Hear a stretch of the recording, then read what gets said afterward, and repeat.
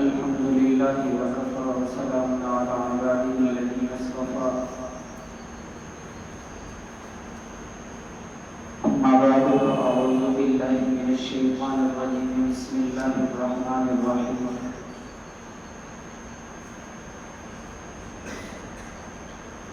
قال الله تبارك وتعالى في كلام المجيد والفرقان الحميد فإن آمنوا بمثل ما آمنتم به فقد اهتدوا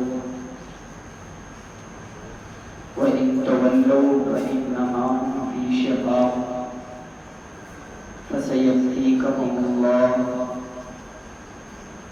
وهو السميع العليم. وقال النبي صلى الله عليه وسلم ألا أستحيي من رجل تستحيي منه الملائكة.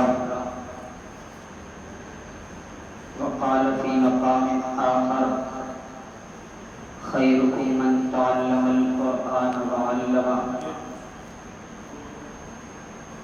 أو كما قال عليه الصلاة والسلام. تاریخ کے اوراق پہ عنوان جلی ہے، تاریخ کے اوراق پہ عنوان جلی ہے، تنہا جسے لاہے سعادت یہ ملی ہے، دو نور نبوت کے جسے رب نے دیے ہیں، دو نور نبوت کے جسے رب نے دیے ہیں، ہم زلف علی حضرت عثمان غنی ہیں.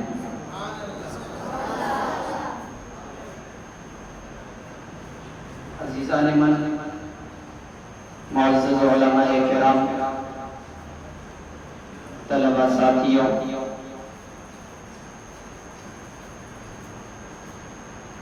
الحمدللہ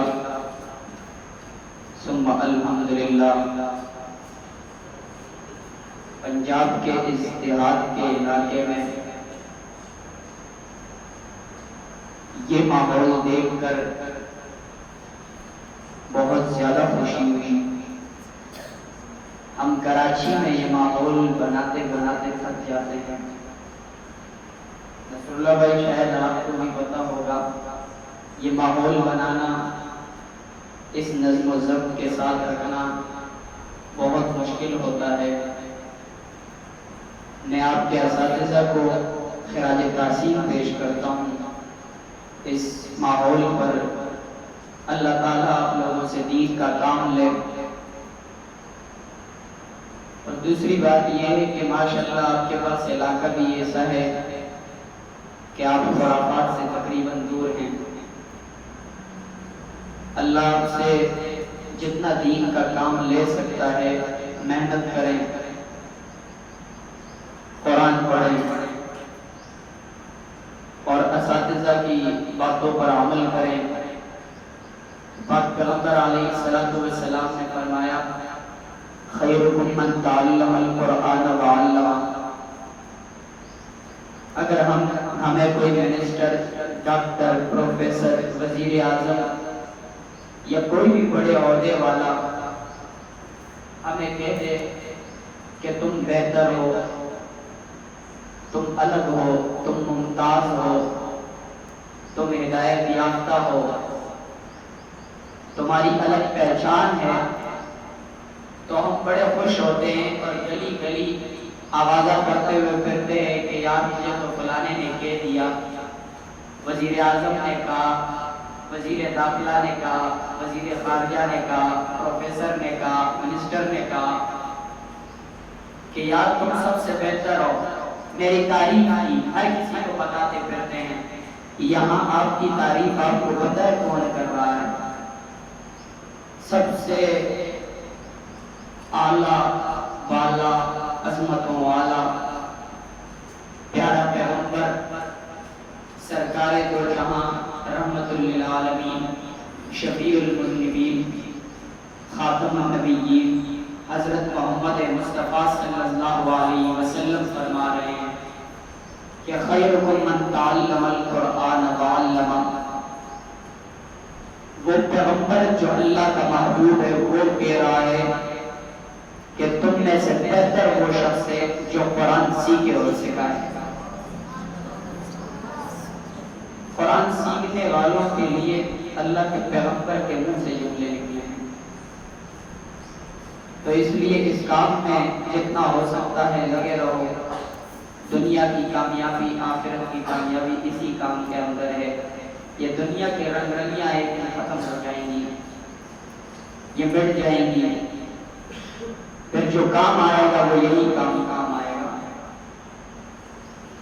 ذوالحج کا مہینہ چل رہا ہے, ابھی 18 ذوالحج گزرا ہے. ایک دو دن پہلے 18 ذوالحج کو ایک صحابی رسول, داماد رسول, مظلوم مدینہ, خلیفہ ثالث حضرت سیدنا عثمان غنی رضی اللہ تعالی عنہ کی شہادت کا دن ہے. ہمارے بچوں کو دراصل ہم نے خود نہیں پڑھایا, ہمارے صحابہ کون ہیں. پریشان جو بات یہی ہے, ایک طبقہ ہے وہ بڑا زور و شور سے چند صحابہ کا نام لے کر, اہل بیت کا نام لے کر اپنے بچوں کو پڑھاتے ہیں. ان کی چھوٹی عمر کا بچہ بھی ہمارے مولوی سے مناظرہ کرنے کو تیار ہو جاتا ہے. ہم نے اپنے بچوں کو خود نہیں پڑھایا. ہمیں ضرورت اس بات کی ہے کہ ہم صحابہ کی تاریخ, صحابہ کے قصے, صحابہ کی پتہ ہر چوک ہر گلی ہر جگہ کرتے ہیں. پاک پیغمبر علیہ السلام کا صحابی ہے حضرت عثمان بن عفان رضی اللہ تعالی عنہ, تیسرے خلیفہ ہیں. القاب ہیں پاک پیغمبر علیہ السلام کی طرف سے ایک لقب ملا انہیں ذوالنورین. ذوالنورین کس کو کہتے ہیں؟ اللہ کے پاک پیغمبر علیہ السلام کی دو بیٹیاں حضرت عثمان غنی رضی اللہ تعالی عنہ کے نکاح میں حضرت رقیہ رضی اللہ تعالی عنہ پاک پیغمبر علیہ السلام نے نکاح میں دی. بدر کا مارکہ آیا, ہجرت ہوئی. ہجرت کے دوران جب بدر کا مارکہ آیا, بدر کے مارکے کے اندر حضرت رقیہ رضی اللہ تعالی عنہ کی طبیعت ناساز تھی, بہت زیادہ خراب ہو گئی تھی. تو پاک پیغمبر علیہ السلام نے حضرت عثمان کو کہا کہ آپ رک جائیے, بدر میں نہ جائیے, میرے جگر کے ٹکڑے رقیہ کی طبیعت خراب ہے, آپ ان کی تیمارداری کیجیے. ایک طبقہ اٹھ کے مابیلا کرتا ہے کہ عثمان بدر میں نہیں گیا تھا, عثمان بدر میں نہیں گیا تھا, بزدل تھا, وہ پیچھے لے گیا. تو بدر والوں کے لیے جو وعدہ ہوا وہ بھی حضرت عثمان کو نہیں ملے گا. میں کہتا ہوں پیغمبر علیہ السلام نے کہا تھا عثمان تو بدر میں نہ جا, میرے جگر کے ٹکڑے کی طبیعت خراب ہے, اس کی تیمارداری کر, تجھے غنیمت میں سے بھی حصہ ملے گا, تجھے بدری عید میں بھی شمار کیا جائے گا. جب پاک پیغمبر نے کہا ہے بدری عید میں شمار ہو گئے, غنیمت میں حصہ ملے گا, تو پھر کس کی مجال کہ وہ کرے عثمان ڈر گیا تھا, عثمان بدر میں نہیں گیا تھا, عثمان کو وعدہ نہیں ملے گا, جو وعدہ بدری عید کے لیے تھا وہ نہیں ملے گا. بدری عید میں شمار پیغمبر نے کیا, غنیمت کا حصہ پیغمبر نے دیا. اللہ کی ذات سے مجھے پکی امید ہے کہ بدری عید کے لیے جو جنت کا وعدہ ہے وہ بھی عثمان کو ملے گا. آپ پیغمبر علیہ السلام نے اپنی بیٹی حضرت رقیہ عثمان کے نکاح میں دی, بیمار وفات ہوا.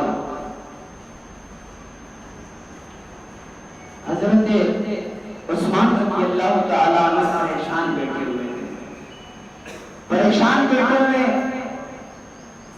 حضور صلی اللہ علیہ وسلم آئے، کہا عثمان کیوں پریشان ہو؟ عثمان کیوں پریشان ہو؟ عثمان نے کہا حضور میں پریشان نہ ہوں، کسے پریشان نہ ہوں؟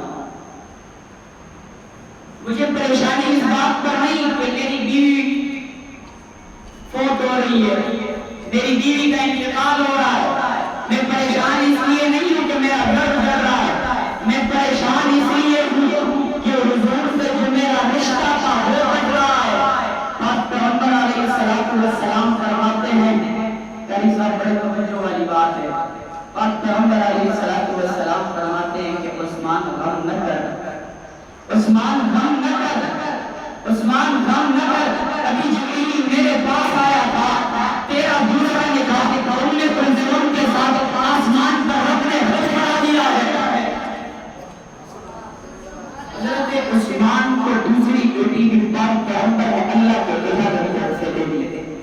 آج ہمارے گھروں میں اگر ایک بیٹی کسی گھر میں دے دی جائے نا تو بڑی مشکل سے ہم لوگ کوئی اور بیٹی دیتے ہیں، بہت مشکل سے، خاندان میں سے بڑی مشکل سے دی جاتی ہے گھر میں، کیونکہ شکایتیں آتی ہے، بیٹی آگے بتاتی ہے ابا چھوڑنے یہ کیا، لیکن باپ پیغمبر کا اعتماد اس سے ظاہر ہوتا ہے کہ حضرت عثمان رضی اللہ تعالی عنہ، حضرت عثمان رضی اللہ تعالی عنہ کو حضرت رقیہ نکاح میں دے دی، پھر اس کے بعد انہیں کلثوم بھی دے دی، اعتماد کا اظہار اس سے ہوتا ہے۔ لیکن ایک یہودی مجوسی رافضی اعتراض کرتا ہے کہ ہمیں عثمان پر اعتماد نہیں، ارے تیرے اعتماد کی کیا اوقات ہے؟ پر پیغمبر نے اعتماد کیا، رقیہ نکاح میں دی، رقیہ کو نکاح میں دینے کے بعد انہیں کلثوم کو نکاح میں دے دیا، صرف یہاں پر بس نہیں کیا، انہیں کلثوم کا جب انتقال ہوا پیغمبر نے کہا عثمان غم نہ کر، اللہ کی قسم اگر میری 40 بیٹیاں ہوتی میں تیرے نکاح میں دے دیتا۔ حضرت محمد مصطفیٰ صلی اللہ علیہ وسلم کو اتنا اعتماد تھا، یہودی کہتا ہے، مجوسی کہتا ہے، رافضی کہتا ہے، قادری کہتا ہے، پادری کہتا ہے، مجھے اعتماد نہیں تھا، میں کہتا ہوں تیری کیا ہوتا ہے؟ وہ سالے مفتی صاحب شاید آپ نے نمک العرب میں پڑھا ہو کہ ایک مثال آتی ہے انکن فی الماء ونسکن فی السماء، کہ ہارون رشید ایک بادشاہ گزرا ہے، وہ کہیں سے جا رہے تھے، گزر رہے تھے، سامنے ایک بندی کھڑا ہوا گٹر صاف کر رہا تھا، اس نے بادشاہ کو دیکھ کر کہا یہ تو میری نظروں سے گر گیا ہے۔ ساتھ کھڑے ہوئے بندے نے کہا ابے اپنی اوقات کو پہلے دیکھ جو تو بادشاہ کے بارے میں کہہ رہا ہے۔ انفن فی الماء واسکن فی السماء کا ترجمہ تھوڑا خطرناک ہے، میں نہیں کرتا، کہتے اپنی اوقات کو دیکھ تو بادشاہ کے بارے میں کہہ رہا ہے۔ میں یہی کہتا ہوں یہودی مجوسی قادری رافضی تیری کیا اوقات ہے کہ تو صحابہ اور عثمان پر محبت کرتا ہے؟ پیغمبر نے اعتماد کیا، ہمارے لیے یہی کافی ہے۔